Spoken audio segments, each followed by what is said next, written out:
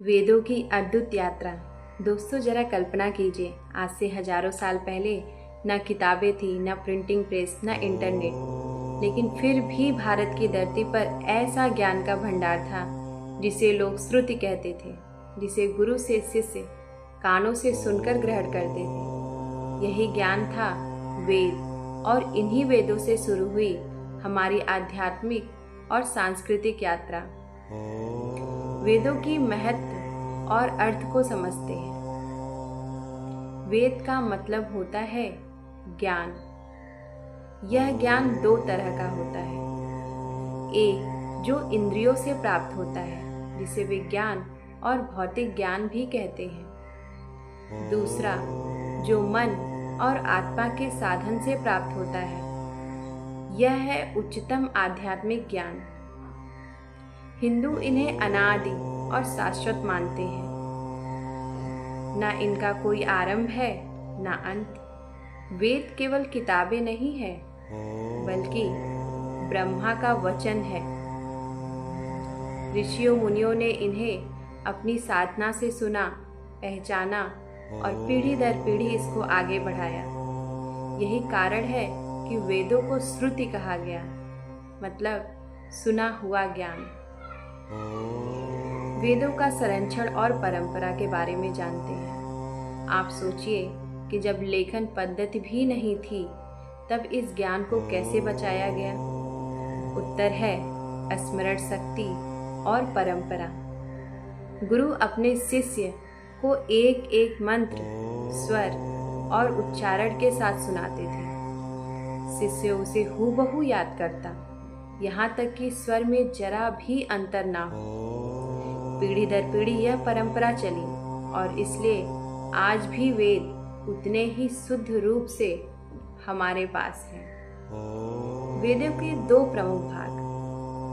वेदों का ज्ञान मुख्यतः दो हिस्सों में बटा है। कर्मकांड, यज्ञ, अनुष्ठान, आहुति और पूजा की विधियां। इसका उद्देश्य है भौतिक सुख समृद्धि और स्वर्ग की प्राप्ति। दूसरा है ज्ञान कांड, गहरी आध्यात्मिक खोज, आत्मा और ब्रह्मा के रहस्य। इसका उद्देश्य है अज्ञान से मुक्ति और परम सत्य की प्राप्ति। यही कारण है कि एक ओर वेद हमें जीवन जीने की विधियां बताते हैं, तो दूसरी ओर आत्मा की अमरता और मुक्ति का मार्ग भी दिखाते हैं। वेदों का विभाजन किस प्रकार से हुआ? वेदों का विभाजन 4 भागों में हुआ। इनके 4 स्वरूप इस प्रकार से हैं। पहला ऋग्वेद, यह है मंत्रों और स्तुतियों का संग्रह। इसे भजन संग्रह भी कह सकते हैं। देवताओं की स्तुति, प्रार्थना और चिंतन इसी में मिलता है। दूसरा है सामवेद, ये संगीत का वेद है। ऋग्वेद की ऋचाएं ही इसमें गाई जाती हैं। संगीत और स्वर का महत्व सामवेद से शुरू हुआ। यजुर्वेद, ये तीसरा है। इसमें यज्ञों, अनुष्ठानों की विधियां हैं। कौन सा मंत्र कब बोलना है, किस समय आहुति देनी है, सबका विस्तार है। और चौथा है अथर्ववेद, यह जीवन के प्रैक्टिकली पहलुओं का वेद है। इसमें मंत्र, औषधि, चिकित्सा, मंत्रोच्चारण और दैनिक जीवन से जुड़े अनुष्ठान बताए गए हैं। चारों वेद मिलकर मानव जीवन के हर पहलू, भौतिक, मानसिक और आध्यात्मिक को स्पर्श करते हैं।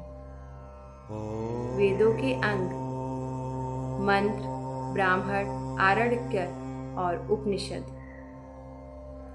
प्रत्येक वेद के भीतर 4 हिस्से होते हैं। मंत्र संहिता, देवताओं की प्रार्थना और स्तुति। ब्राह्मण यज्ञ और अनुष्ठानों के नियम को बताते हैं। आरण्यक वन में रहने वाले ऋषियों के लिए ध्यान और साधन की विधियां बताता है। और उपनिषद वेदों का दार्शनिक और आध्यात्मिक सार। यही उपनिषद आगे चलकर भारतीय दर्शन की नींव बने। आप देखिए कैसे वे साधारण प्रार्थना से लेकर गहन दार्शनिक चिंतन तक हर स्तर को छूते हैं। जीवन के 4 आश्रम। वेदों ने केवल पूजा पाठ ही नहीं सिखाया, बल्कि पूरा जीवन व्यवस्थित कर दिया। उन्होंने जीवन को 4 चरणों में बांटा। पहला, ब्रह्मचर्य, आश्रम, विद्यार्थी जीवन, तपस्या, ब्रह्मचर्य और अध्ययन। दूसरा है गृहस्थ आश्रम, विवाह, परिवार और समाज की जिम्मेदारियां।